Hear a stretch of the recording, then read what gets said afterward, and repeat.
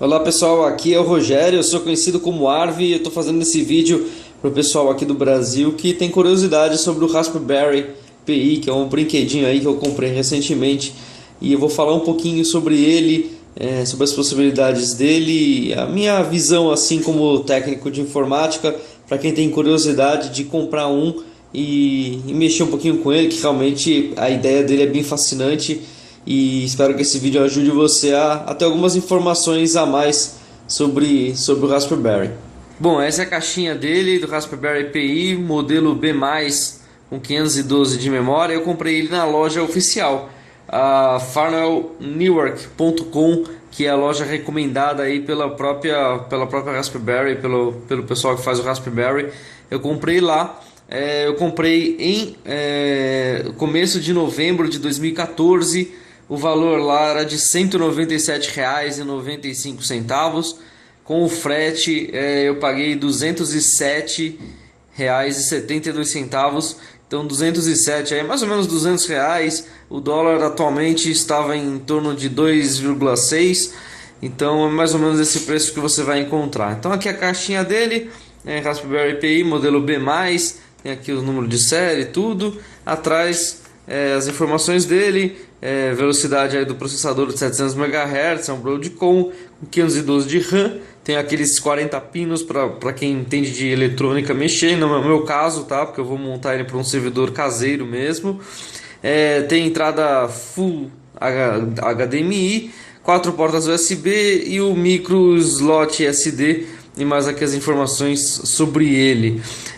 Especificamente, qual que é o meu objetivo? O meu objetivo é montar com o Pidora, né, que é uma variação do Fedora, o Fedora Remix, fazer com o Pidora um servidorzinho mesmo local, para poder fazer um download, se eu quiser de madrugada. Se quiser fazer um download de madrugada, eu deixo baixando nele, deixar alguns arquivos lá para poder compartilhar com rede. A minha ideia também é montar um servidorzinho Apache para colocar. Eu faço desenvolvimento de sites, então eu queria deixar um servidor lá para poder deixar ligado ele 24 horas e poder utilizar FTP, copiar coisa do celular, ou seja, um mini servidorzinho mesmo pessoal, só com acesso local mesmo, para poder utilizar ele. Bom pessoal, além da caixinha do Raspberry, eu também comprei aqui o que seria o HD, né? Que o Raspberry não vem com disco, obviamente, e ele utiliza um micro SD igual de celular para poder fazer o armazenamento das informações do sistema operacional. No caso vai ser o Pidora. Eles recomendam pelo menos de 4 a 8 GB. Achei esse micro SD da Patriot, o modelo aí de 16 GB, né? E esse aqui eu comprei ele na Kabum, paguei por volta de R$ 50, foi R$ 50,06 também, em novembro de 2014. Micro SD normal, ele vem com adaptador, né? Ele tem o adaptador aqui, vamos ver se eu conseguir focar. Ele tem adaptadores, tal, ele é Class 10. Justamente o Class 10 eu li bastante que é importante por causa da velocidade, né? Para poder oferecer uma performance melhor pro Raspberry. Então aqui foi o que eu vi, foi recomendado em torno de 16 GB, como o valor era bom, só R$ 50, então foi ele mesmo. Então esse aqui especificamente da Patriot, 16 GB, classe 10. Bem, além disso também comprei um case, embora não seja necessário, que seria o gabinete dele, né? Eu comprei um casezinho pelo Mercado Livre mesmo, para deixar mais bonitinho. É um casezinho totalmente acrílico, transparente, que eu já vou mostrar. Eu comprei no Mercado Livre, o valor foi R$ 30. É um casezinho bem simplesinho, mas ele permite você aí deixar ele mais protegido, a plaquinha aí do Raspberry, né? Então R$ 30 pelo Mercado Livre, foi bem tranquilo. Eu paguei acho que R$ 9 de frete. Então eu comprei aí no revendedor que tinha reputação boa no Mercado Livre. Vira uma caixinha bem simples, obviamente, só escrito à mão aqui mesmo, nada muito evoluído. Quer dizer, provavelmente isso aqui é uma produção manual, ou então alguma coisa importada, não sei dizer. Mas a caixinha foi com uma boa qualidade, embora só R$ 30, é mais para proteger mesmo, não é uma coisa tão fundamental. Mas Mercado Livre acho que já resolve isso aí, embora a própria Farnell ela também venda, só que os modelos deles são visualmente mais evoluídos, também o preço também é bem mais evoluído, bem mais caro. Bem, além disso eu comprei a fonte para ele. Para quem não sabe, O Raspberry ele não tem tomada de eletricidade, né? Ele é carregado por fonte, igual a fonte de celular, é uma fonte de 5 volts. Então, exatamente o próprio a tomada normal, né? E o adaptadorzinho, aquele adaptadorzinho micro USB, que é o adaptadorzinho que liga aí quem tem um Galaxy. A maior parte dos celulares atuais é esse aqui, o micro USB, que é um adaptadorzinho comum aí nos celulares. Especificamente para esse, eu comprei também no Mercado Livre, né, a marca dele aqui, nem sei qual a marca aqui, acho que é Verde, isso, a marca dele é Verde. Eu comprei ele pelo Mercado Livre, quando eu fiz a compra do revendedor, o valor foi R$ 25. Eu comprei de 5 volts, o anúncio estava de 5 volts, mas com 2 amperes. Mas aí acabou chegando aqui para mim, deixa eu ver se aqui dá para ver. Ó, eu acabei comprando o adaptador e veio como 3 amperes, né? 3 miliamperes. Isso na verdade, embora eu até pensei que podia ser um problema, isso na verdade não tem problema. O que vale mesmo é os 5 volts, ele é bivolt, né? De 110, 220. E o que vale mesmo realmente é a voltagem. A voltagem maior tem vantagens. Por causa que se você tem uma voltagem maior, você consegue ligar mais periféricos no USB. Então se você for ligar um HD externo, por exemplo, é melhor você ter realmente uma fonte que seja mais forte, né? Que ela seja melhor para você poder utilizar a maior potência dele. O USB, na verdade, depende muito do equipamento. Eu não testei isso ainda, mas em geral seria isso. Em geral seria tem que ser obrigatoriamente 5 volts e a amperagem pelo menos uns 2 volts, assim, para você poder utilizar pelo menos o B+. Como tem 4 portas USB, é importante que seja uma amperagem maior, né? O Raspberry em si ele usa até 1.2 amperes. Então você considerar aí que eu tenho 3, então eu vou ter aí mais ou menos 1.8 para utilizar. A minha ideia é ligar com HD externo. Isso eu ainda não sei, eu não cheguei a ler as informações na internet ainda, mas eu vou testando e vou falando para vocês aí o que acontece.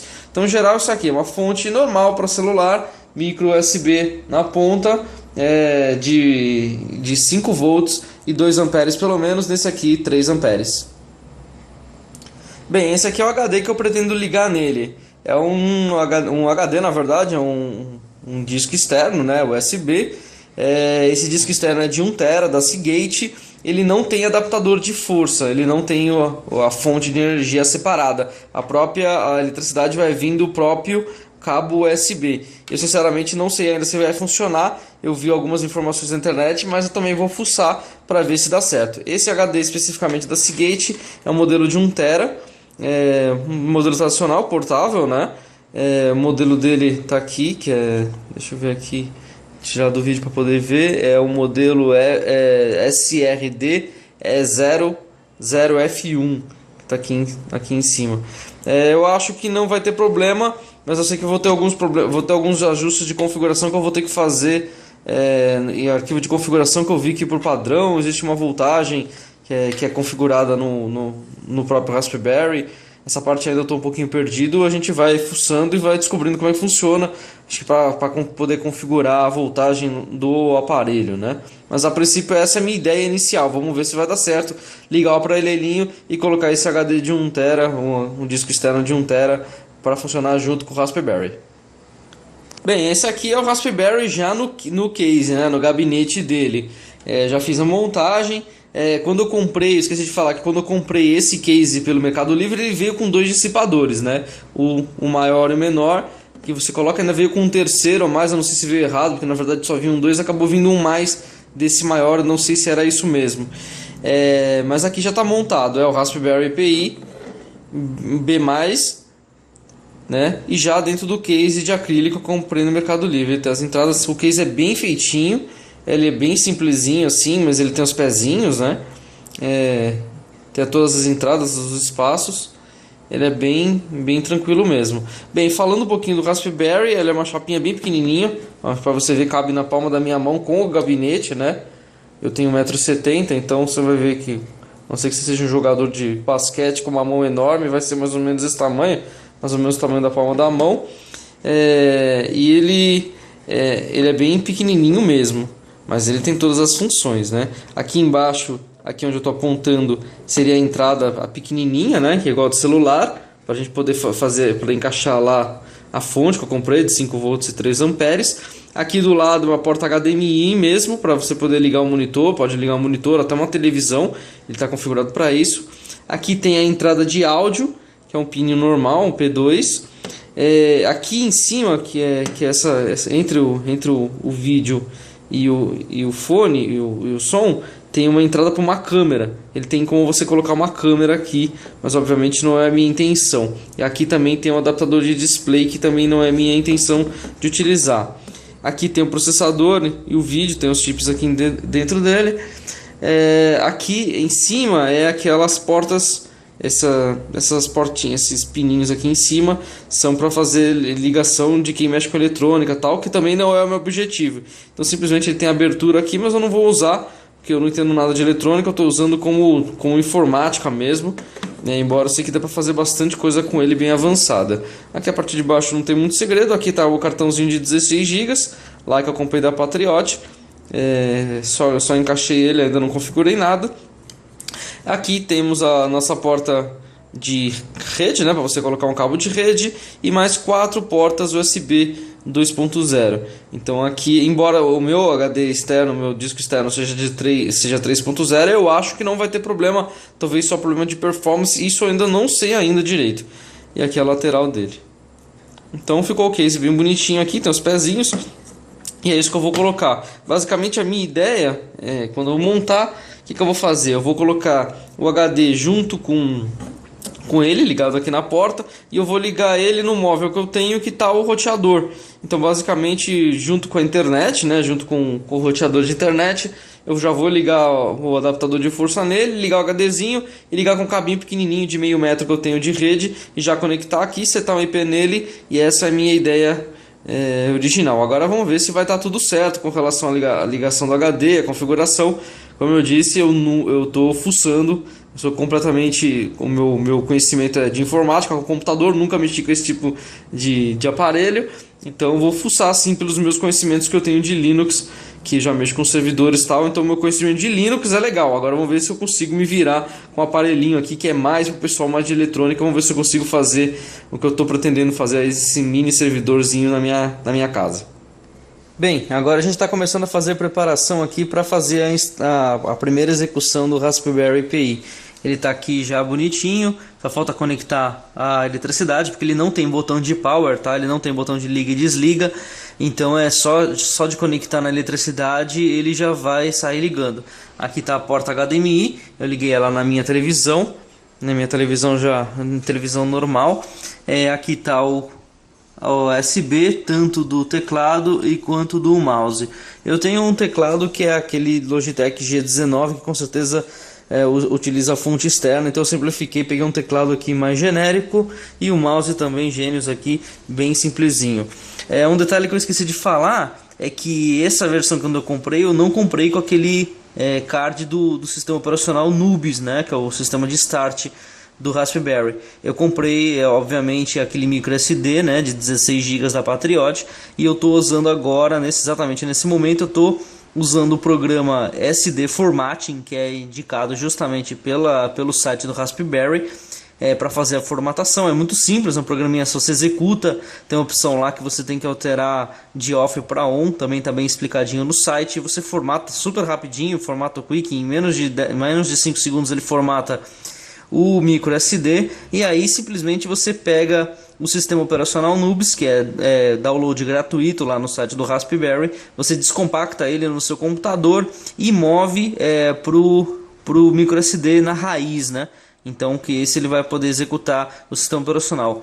Uma coisa muito importante de se notar é que para você fazer isso, você precisa ter um computador que tenha um leitor de SD, né? No meu caso, eu tinha um netbook da Asus, o EEPC, já meio antigo, que ele tinha uma entrada para poder fazer a leitura de cartão SD. Então eu precisei utilizar o adaptador que veio junto, né? Que o adaptador é SD.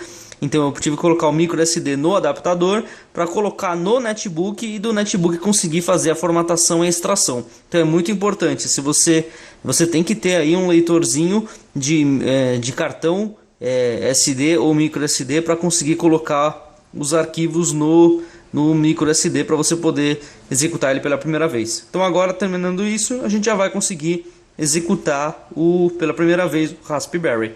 Bem, já fiz a instalação já do Nubes, fiz a cópia, formatei ele, fiz a instalação do Nubes, descompactei o arquivo, joguei no micro SD e recoloquei o micro SD aqui no aparelho. Agora é hora de ligar ele pela primeira vez. Já estou aqui com a pontinha micro USB e vamos lá ligar. Como eu só tenho uma mão, talvez trema um pouquinho o vídeo, mas vamos lá. Liga pela primeira vez e vê que aparece no monitor. Vamos lá. Pronto, eu liguei, apareceu duas luzinhas aqui. Olha lá, luzinha vermelha, já tem a tela aqui aparecendo.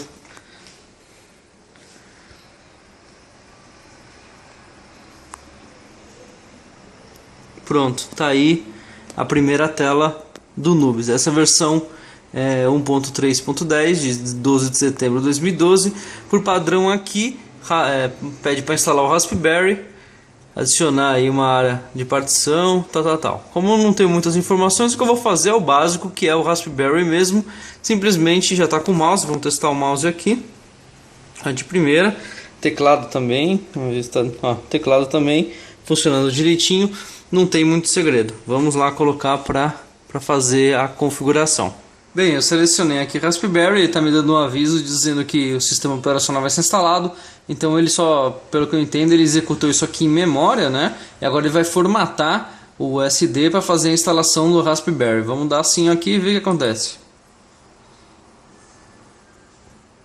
Tá lá, descompactando os arquivos, são 2.2 GB mais ou menos, a 1.2 MB por segundo. Eu acho que vai demorar um pouquinho, então eu não vou ficar filmando. Assim que terminar eu volto aqui com o vídeo, vamos lá. Ele está concluindo agora de fazer a instalação. Demorou 15, 16 minutos mais ou menos para tudo. A velocidade ele aumentou bastante depois. Ficou por volta de 2.5, 2.7. É só no comecinho mesmo que ele ficou bem mais lento, né? Mas demorou por volta disso, 16 minutos para concluir a instalação. Ele está ainda rodando a barrinha. Você vê aqui no Raspberry que ele fica piscando a luzinha de ACT, né? Como se estivesse gravando, como se fosse a luzinha do HD mesmo, né? Fica piscando lá. E aí com isso a gente está fazendo a instalação. Vamos ver se essa barrinha de 100% não é igual da Microsoft, que fica vai rodando um tempão e depois fica em 100% mais 10 minutos, né? Vamos ver assim, se não sair logo. Aqui embaixo tem a configuração da linguagem. Eu coloquei Estados Unidos e o teclado US, embora o meu seja BNT, não vou utilizar acento mesmo, então estou colocando ele como US. Bom, ele continua gravando aqui, vamos parar, que acho que a barrinha é igual da Microsoft, que ficam 100% um tempão, mas já voltamos já. Bom, ele ficou mais ou menos uns 2 minutos naquele 100%, agora aparece a mensagem que o sistema operacional foi instalado com sucesso. Vamos dar OK aqui e ver o que acontece, que teoricamente vai ser o primeiro boot do Nubes. Vamos lá. Tá rodando aqui as linhas básicas, igual ao Linux, né? Todo mundo conhece, quem mexe com Linux já sabe como é que funciona, detectando os devices, exatamente igual ao Linux. Aparecendo alguns warning aqui, mas vamos deixar rolar para ver o que acontece. Carregando os módulos, montando os sistemas, o arquivo de sistema, a placa de som, o X11, que é a interface gráfica. Está rodando agora, está criando as chaves SSH. Em geral aqui, para quem já conhece, criando os grupos, limpando arquivos temporários, setando as variáveis de kernel. Não tem muito segredo para quem já mexe com Linux, está acostumado com essa telinha, né? Está rodando as chaves de SSH. Como o aparelho é 700 MHz só, eu imagino que realmente deve seja um pouquinho mais devagar. Mas vamos ver aqui se também não vai demorar muito tempo. Olha lá, continuando. Syslog, Buzz, NTP. Então, rodando NTP, setou o swap também com 100 megas, um arquivo de swap de 100 megas. Inicializou a Buzz, o Chrome. Pronto, já saímos aqui da tela e temos aqui a tela da configuração RASP config, que é a informação que aparece lá. Bom, basicamente isso aqui opções gerais. Eu vou agora configurar, acho que não tem muito segredo. Trocar senha, ativar o tipo de boot, opções internacionais, overclock e tal. Eu vou dar uma fuçada e daqui a pouco digo alguns comentários sobre o que aconteceu. Bem, eu fiz a configuração aqui, não tem muito segredo. Basicamente eu troquei a senha padrão, usuário e senha padrão, né? O padrão é PI, né? E a senha Raspberry, eu coloquei uma senha minha. No boot eu não mexi por enquanto, ele vai iniciar no modo de texto, depois dá para botar automaticamente no modo de desktop, né? No modo gráfico.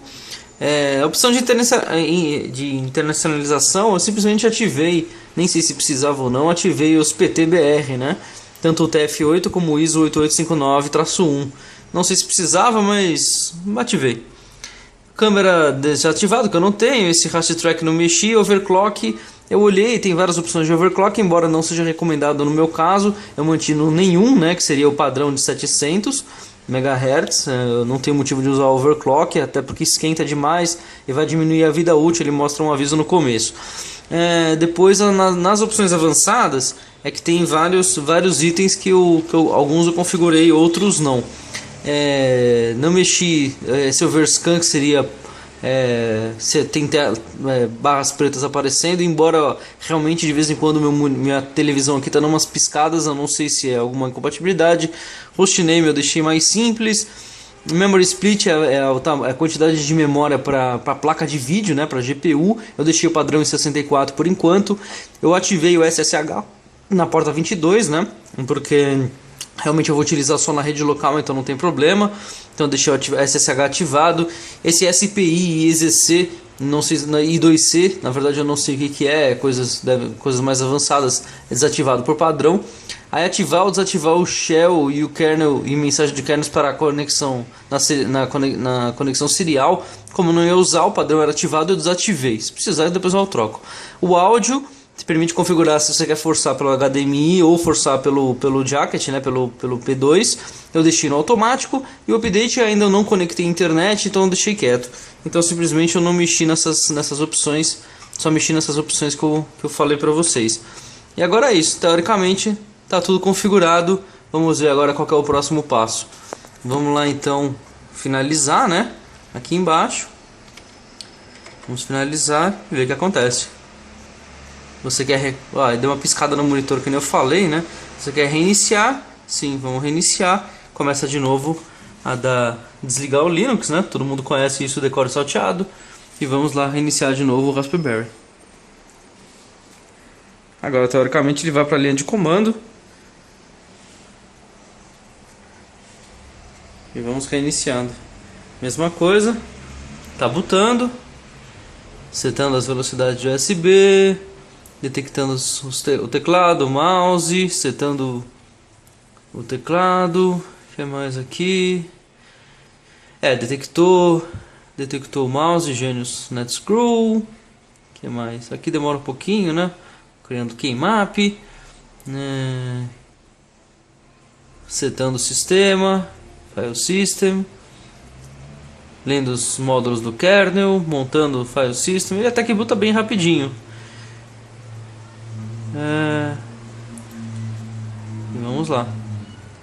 Configurando a interface de rede, limpando arquivos temporários, setando a placa de som, o modo de tela de screen, ligando o NTP e pronto, já estamos aqui no prompt de comando. Não tem muito segredo agora eu vou fuçar um pouquinho no meu prompt de comando. Aparentemente está instalado, daqui a pouquinho eu vou startar o X para ver como é que ele funciona na parte gráfica. Bem, eu dei uma fuçada geral, basicamente está um Linux super tranquilo aqui, bem quem já mexe com Linux, eu particularmente o CentOS. Bem tranquilo, aqui está o diretório principal, a raiz, não tem muito segredo. Aqui eu dei um netstat para ver as portas, está lá liberada a porta 22 para SSH e mais do NTP. E aqui a configuração, obviamente não tem setup, fui fazer o chute, mas a configuração aqui, obviamente sem ainda IP nem nada. e agora basicamente configurar. Eu vou fuçar ainda mais um pouquinho no sistema padrão dele e depois aí me arriscar a instalar o Pidora, vamos ver o que acontece. Bom, eu acabei de executar, simplesmente lá na linha de comando dei um Start X e já está aqui na tela principal. A única coisa que realmente de vez em quando fica piscando meu monitor, mas eu não sei se é algum problema de compatibilidade local. Aqui temos um menu iniciar bem simplesinho, né? Meu mouse aqui não está muito bom, mas temos aqui várias opções, né, como acessórios, calculadora, image viewer, terminal. Parte de educação, esse Scratch é para programação, tem outros aplicativozinhos, depois eu vou fuçar. Game só tem o campo minado, gráficos tem um leitor de PDF, internet, temos aqui dois navegadores bem ruinzinhos que eu já usei eles antes, o Epiphany e o NetSurf, esse Dilo não conheço. Que mais? Temos aqui diversas outras ferramentas, Bash, calculadora, acessórios, basicamente vários, o Nano, editor. Aqui tá todos os aplicativos, suporte a Python, Hub, etc. Parte de programação aqui também, configuração de áudio e vídeo, Task Manager e as preferências do sistema. Bom, aqui não tem muito segredo, é só basicamente cada um fuçar. E vou fuçar um pouquinho agora, né? Vamos lá. Bem, eu continuo fuçando aqui. Em geral a interface é bem intuitiva, é muito tranquilo, tem diversas aplicaçõezinhas.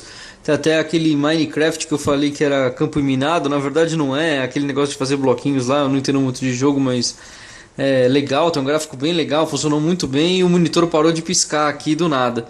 Aqui eu estou mostrando agora o Task Manager para mostrar que realmente ele em estado parado ele utiliza muito pouco a CPU. Esses 2%, 4% que está usando é o próprio Task Manager, não tem nenhum outro aplicativo rodando. E está usando, por incrível que pareça, apenas 53 megas de memória dos 437. Lembrando que está alocado 64 megas dos 512 para o vídeo, para a GPU. Então é normal que esteja aparecendo 437. Isso obviamente depois, quando eu terminar de configurar, não for mais startar o X, eu posso diminuir para o mínimo de 16 megas e assim vou liberar mais memórias, né, mais memória para o computador em si. Aqui no rodapé aparece, igual qualquer sistema operacional, o reloginho e o medidor de CPU lá, o botão de desligar. E quer dizer, não tem muito segredo para quem já conhece o básico de uma interface do Linux, né? Mas esse que é o mais legal, realmente o uso de CPU e memória também bem baixinhos, os aplicativos sendo rodados aqui. Com relação à temperatura, que nem um amigo meu comentou, o Fred, falou que esquenta. Eu deixei aqui um aplicativo de matemática rodando com 100% de CPU durante uns 5 minutos mais ou menos. Ele não esquentou quase nada, esquenta tanto quanto um celular enquanto você grava vídeo. Por exemplo, você está gravando um vídeo no celular, ele dá aquela esquentadinha básica de quando você coloca a mão, principalmente por debaixo do Raspberry, não esquenta praticamente nada. Então realmente quando esquenta provavelmente é gente fazendo overclock, que eu sinceramente não recomendo. Se você usar o padrão provavelmente não vai esquentar e ainda vai aumentar a vida útil. Vamos continuar fuçando agora, daqui a pouquinho eu vou mexer no Pidora. Bem, as considerações finais aí com a instalação da parte de interface gráfica. A parte de console direto não tem muito segredo, quem entende Linux não vai ter nenhum tipo de problema. A instalação do Nubis foi bem tranquila, eu não conectei o cabo de rede no começo, né? Então por isso estava sem internet, eu conectei depois, dei um reboot nele, foi bem simples, bem rápido, e aí já consegui navegar na internet. Obviamente esse navegador que vem com ele, eu nem sei o nome dele direito, é Epiphany, né? Deixa eu ver aqui. Exatamente, ele é muito simples. Essa aqui é a página da minha empresa. Então eu peguei como exemplo para ver. Obviamente ele não tem os padrões como teria navegadores como o Internet Explorer, Google Chrome e o Firefox. Então obviamente aparece tudo distorcido, até que não distorce tanto assim. Você lembrando que o site não tem HTML5 ainda, mas até que aparece bem. A única coisa que eu percebi é que realmente aqui tem um banner em jQuery, né? e fica rodando. Ele tem uma animação até que simples, a animação parece bem mais devagar do que o normal, né? E a gente percebe que a CPU não aguenta tanto, obviamente, considerando que é uma CPU de 700 MHz tanto. Na hora que faz a animação de um frame para outro no banner, a CPU vai lá em cima, mas isso aí realmente era esperado, ainda que o navegador assim não é tão bom. Bom, mas acho que para começar assim, pelo que eu vi, é bem tranquilo mesmo. Agora minha ideia vai ser desbravar, fazer a instalação do Pidora e vamos ver o que acontece daqui para frente. A ideia basicamente é formatar.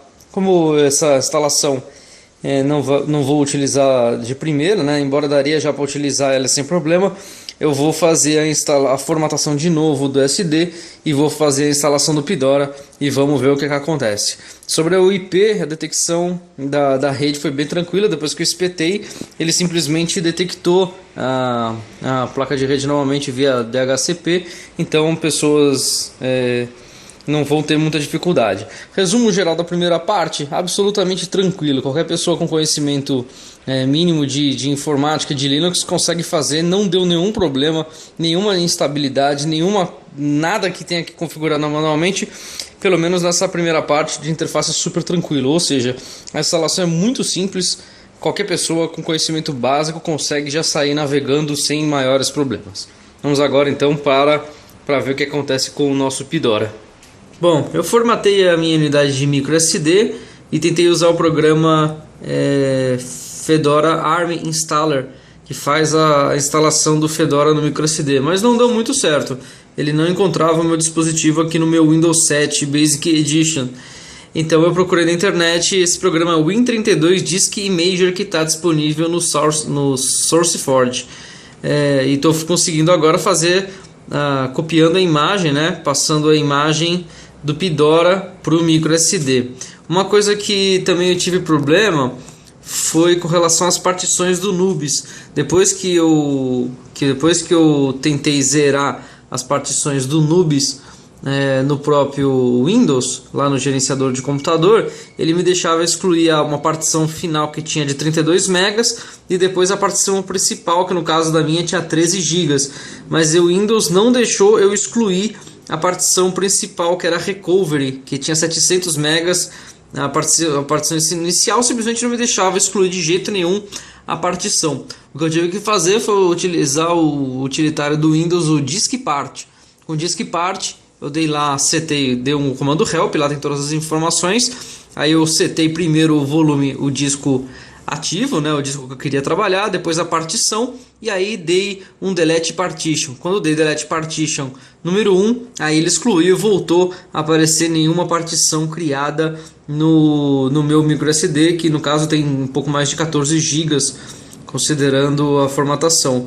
Então a dica é essa: se tiver problema, você vai desinstalar o Nubes, usa o diskpart do Windows, remove as partições, ou do Linux, obviamente, se você tiver o Linux, você utiliza e remove as partições, e aí depois você usa, você formata a partição normalmente, né? Formata a partição com FAT32 só para ele poder gerar uma unidade de disco no Windows, e aí com isso você já consegue rodar esse programinha, o Win32 Disk Imager. Aí você pega o arquivo do Pidora, né? Que no caso eu peguei o Pidora 2014 R3.zip. Eu descompactei ele gerou esse arquivo Pidora 2014 R3.img, que é uma imagem, e aí eu mandei ele copiar para a minha unidade F, que era exatamente a unidade que está formatada com FAT32 do meu micro SD. Bom, a instalação do micro SD foi extremamente simples. Depois que eu fiz o Disk Imager, simplesmente ele criou uma partição de mais ou menos uns 50 megas de boot. Depois ele criou uma partição de um pouco mais de 1 GB para o sistema e deixou uma partição sem nada, né, vazia ainda para particionar, de mais ou menos 12 GB do meu micro SD. E aí, simplesmente executando ele já cai aqui na tela de instalação do Pidora, bem tranquilo. Vamos ver o que acontece agora. Bem, a instalação do Pidora foi bastante tranquilo.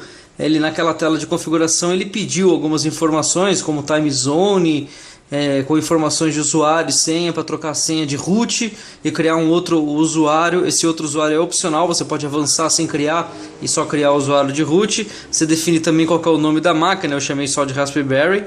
E aí depois, no final ele particiona, ele pergunta o tamanho do swap. Como o Raspberry B+, tem 512 de RAM, então eu também deixei 512 de swap. E também ele particiona o espaço não utilizado originalmente pelo Imager, né? Ele reparticiona o sistema e ele pega todo o restante dos 12 GB que estava faltando no micro SD. Então nesse momento tem uma partição de boot pequena mesmo, 50 megas, e depois todos os outros quase 14, 13 GB mais ou menos para o sistema. E aí pronto, já estamos na tela principal. Eu coloquei para não botar na interface gráfica e mandei rodar apenas a interface textual mesmo, o console, porque é o meu objetivo. O primeiro erro apareceu agora quando eu entrei no console e deu Start X. Ele simplesmente não executou, aparecendo essa mensagem. Deve ser algum ajuste específico, mas como o meu objetivo é para fazer para o console, eu vou tentar resolver, se não, paciência. Nesse caso o Nubes funcionou melhor, ele não apareceu nenhum erro, e depois eu vou dar uma olhada em logs para ver se é alguma coisa que eu posso corrigir, embora realmente não seja meu objetivo rodar com interface GUI. Bem, depois de procurar um pouquinho no Google, eu descobri o problema. Tinha que criar uma linha dentro de um arquivo na configuração no etc config desktop. Você criava uma linha, fazia a instalação de 2 pacotes e ele simplesmente conseguiu rodar aqui. Está a tela aqui com o StartX do nosso Pidora funcionando direitinho aqui, e a nossa barrinha estilo Macintosh embaixo. Tem o navegador também, obviamente, que não tem grande qualidade, mas como eu disse que não vai ser o meu principal objetivo, né? Mas pelo menos para fazer algum download, alguma coisa que necessite pelo menos de acesso de web, eu consegui já fazer a configuração e executar através do StartX. Então o Pidora rodando perfeitamente nesse momento, e basicamente linha de comando também está funcionando tudo muito bem. Inclusive aqui já está rodando, eu fiz a edição do arquivo config.txt dentro da pasta boot, e lá tem uma opção para você setar a memória da GPU. Eu passei para 32 megas e agora está com 489 megas mais ou menos de RAM para o servidor. Bom, o Pidora está rodando absolutamente perfeito agora, exceto aquele probleminha que eu tive lá para instalação da GUI, né? Que eu instalei, o sistema chama XFCE, o navegador chama Midora. Não consegui instalar o Chrome nele, não tem compatibilidade, mas assim, já quebra um galho bom, né? Vou mostrar algumas informações aqui acessando via SSH. Vocês podem ver aqui que mesmo instalando tudo já, inclusive tudo prontinho, aqui eu dei um free-bt para mostrar a memória em uso. Está usando apenas 29 megas aqui, 30 megas em cima e 29 embaixo, 29, 773, 824, ou seja, acabei de rebootar ele está usando apenas 30 megas de RAM, é um negócio impressionante. Tem 489, mais ou menos, né, porque arredondamento 1024, mais ou menos 489, 475 megas livre, está com 460 megas livres de RAM, o que é impressionante. Aqui eu dei um DF, né, para mostrar. Aqui eu já consegui colocar o meu HD externo. Essa última linha aí, HD 83%, é o HD de 1TB, né? É o SDA1, tá com o HD de 1TB, ele tá meio cheio, mas depois eu vou esvaziá-lo. E lá no DevRoot do meu micro SD original aí de 16 GB, utilizou 2.7 mais ou menos. Então ainda tem 11.7 mais ou menos, só 19% em uso. Aqui eu coloquei aqui a linha básica do etc fstab para incluir no boot, né, o meu HD externo. Tá aqui o SDA, o HD formato NTFS, defaults 00, bem simplesinho para quem já mexe com Linux, sabe bem o que é isso. Aqui eu coloquei um pedaço daquela mudança que eu falei do boot, do barra boot, barra config txt. Basicamente essas opções são padrão e eu adicionei essas aqui, que está escrito Rogério. Coloquei aqui disable, né? Disable splash, para não fazer aquela animação do Pidora na frente. Tem aquela animaçãozinha do Pidora. Então só para tirar aquela opção. Também no GPU main, né? GPU main passei de padrão de 64, passei para 32 megas, porque não vou usar o HDMI, vai ser só remoto.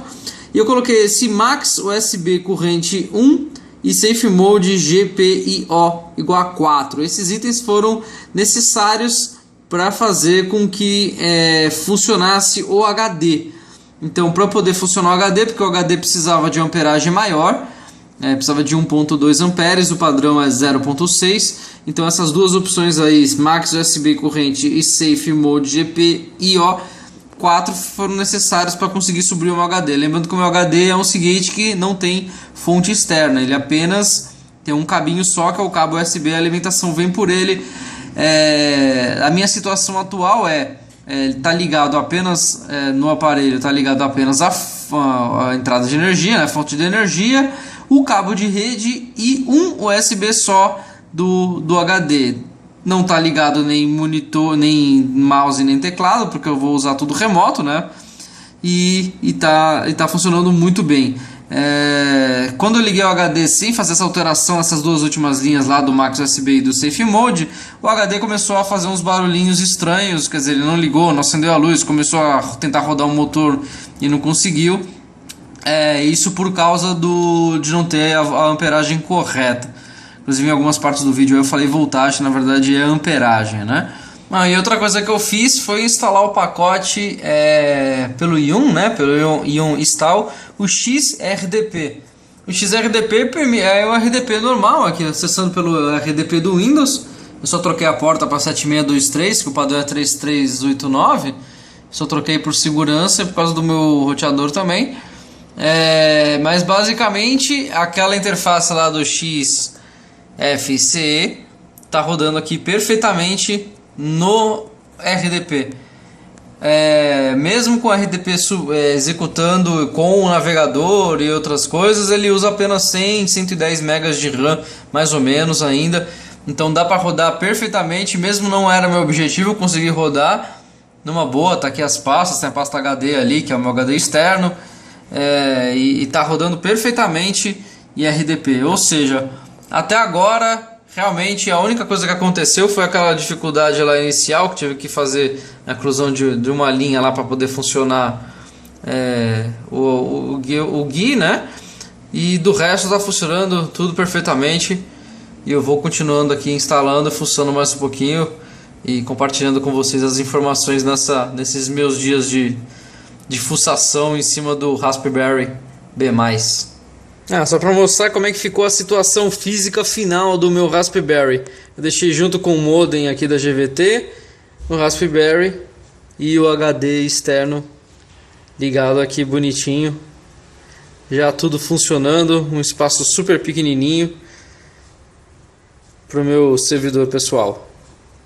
Bom, depois de um dia inteiro mexendo, vou dar as minhas considerações finais aqui com relação a Raspberry. Espero que esse vídeo tenha ajudado as pessoas que têm ideia de comprar um Raspberry, que simplesmente só tem aí um conhecimento básico de informática e um conhecimento suficiente de Linux para poder fazer instalações de programas, etc e tal. Dá uma ideia aí do como é que funciona o Raspberry. Bem, enfim, depois de um dia inteiro mexendo nele, consegui instalar exatamente o que eu queria. Consegui subir um Apache, consegui subir um MySQL, consegui subir um FTP, consegui subir um Samba, que mais? Basicamente tudo que eu precisava para montar um pequeno servidor de arquivos na máquina, via FTP e via compartilhamento do Windows. E a minha necessidade principal, que era desenvolvimento de site, o servidor local com MySQL, rodando PHP. Está rodando o Apache 2.4, a PHP 5.5, o servidor de FTP é o Pure FTP, O MySQL na verdade é o MariaDB, né? Versão 5.5, que é exatamente a mesma coisa. MariaDB. Tá rodando o XRDP, ou seja, tudo funcionando perfeitamente. Aqui eu estou dando um top para vocês darem uma olhada. E aqui para você ver que a CPU está bastante livre aí, 97%, 98%. Isso porque o top realmente ainda está consumindo 1.5. Só uma SQL aí que usa um pouquinho mais de tempo mesmo estando parado. Vou ordenar aqui. Ó, em termos de memória, ó, o MySQL foi o que usou mais, 5.6%, e o Apache 2.2%. O resto basicamente é tudo do próprio Linux, né? O uso de memória bem tranquilo, o uso de CPU bem tranquilo mesmo. Na situação final eu fiquei com um disco, a instalação ficou aí com quase 2.9 GB, né? Na unidade principal. E mais meu HD externo, está funcionando perfeitamente. Uma coisa que eu fiz foi usar o HD Parm para poder parar o disco local, né? Então quando não estiver usando, esse é uma boa economia de energia. Esse aqui esse SDA é o meu HD externo. Então quando ele fica 10 minutos parado, ele desliga, bota stand-by, ele fica completamente parado só com a luzinha acesa.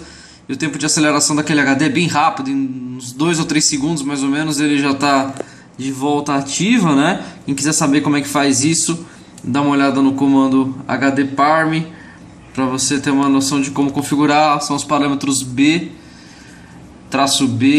127, não, B 254 e S 120 que eu usei para 10 minutos, né? Isso para quem quiser mexer nessa parte para deixar o HD desligado quando não estiver em uso, que é o meu caso, porque de madrugada eu não vou usar, então economizo um pouquinho de eletricidade.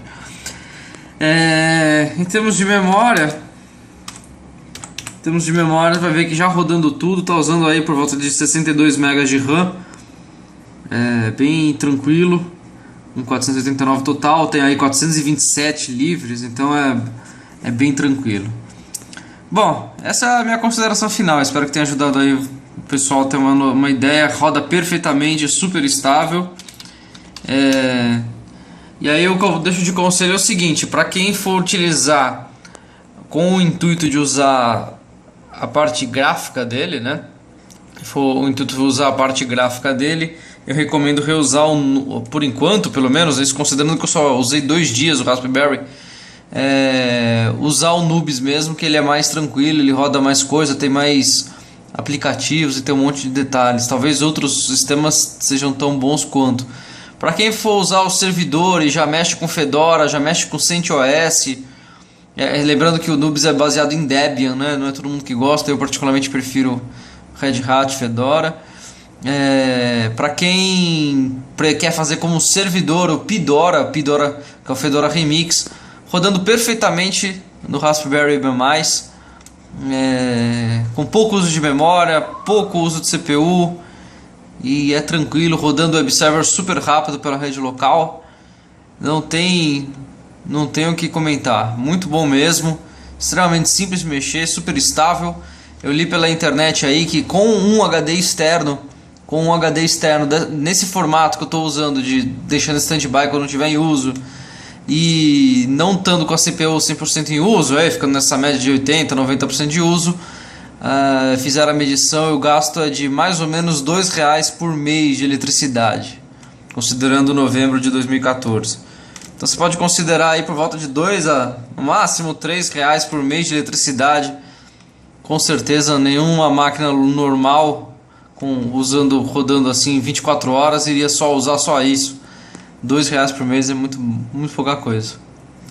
Bom, é isso aí. O investimento total que eu tive foi por volta aí de uns R$300, 300 e pouco pro Raspberry, e o HD externo já tinha mais R$250. Então aí, se você considerar uns R$600, 500, R$600, você compra aí com certeza o equipamento inteiro e mais o HD externo de 1 TB e monta a maquininha, e depois aí é só R$2 de custo por mês. Bem, é isso aí. Espero ter ajudado vocês aí. Boa sorte aí para quem quiser comprar o Raspberry, que com certeza vale muito a pena.